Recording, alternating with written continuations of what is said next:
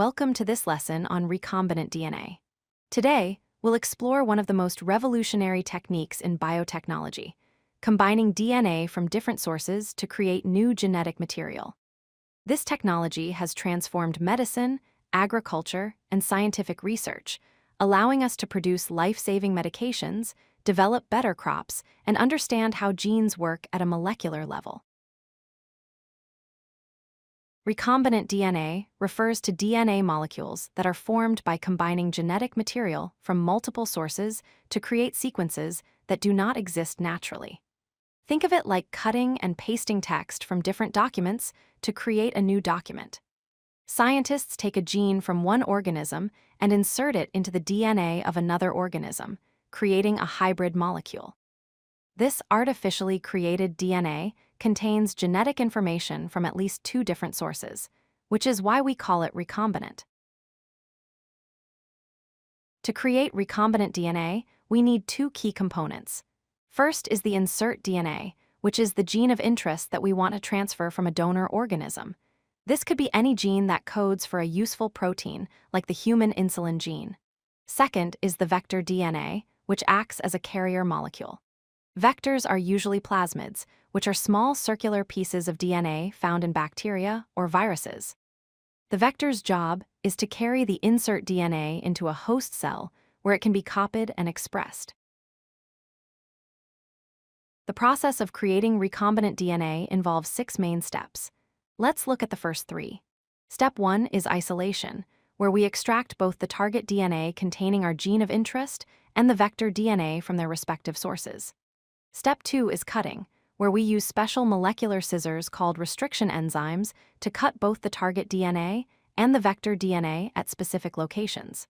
These enzymes create complementary sticky ends that can fit together.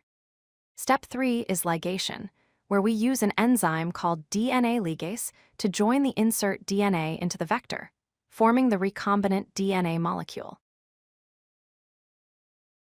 Now let's continue with steps 4 through 6. Step 4 is transformation, where we insert the recombinant DNA into host cells, typically bacteria like E. coli or yeast cells. We use various techniques like heat shock or electroporation to make the cell membranes temporarily permeable so the DNA can enter.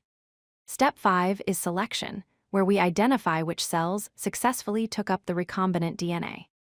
We often use antibiotic resistance genes as markers to help us find these cells.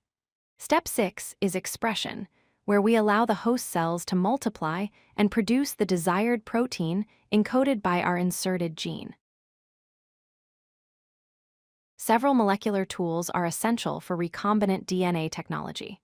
Restriction enzymes are proteins that cut DNA at specific recognition sequences, acting like molecular scissors. Each enzyme recognizes a unique sequence of nucleotides. DNA ligase is another crucial enzyme that joins DNA fragments together by forming chemical bonds between them, essentially gluing the pieces together. Vectors, such as plasmids or viruses, serve as vehicles to carry foreign DNA into host cells. Finally, host cells, usually bacteria or yeast, are needed to replicate the recombinant DNA and sometimes produce the desired protein product. Recombinant DNA technology has countless real-world applications.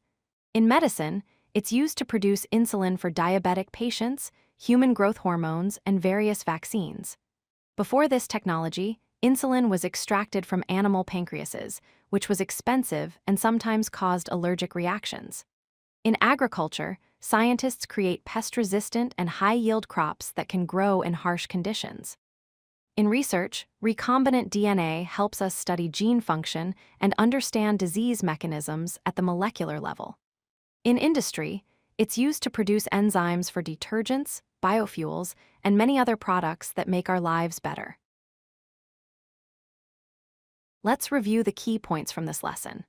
Recombinant DNA combines genetic material from different sources to create new DNA sequences that don't exist in nature.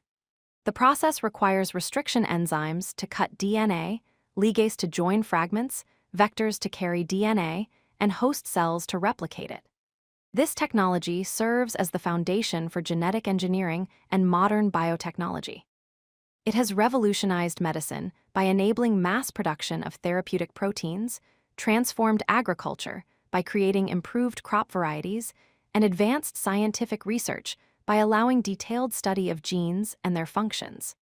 Understanding recombinant DNA is essential for anyone studying biotechnology or molecular biology. If you like this video, hit that like button and don't forget to subscribe. Visit codelucky.com for more such useful content.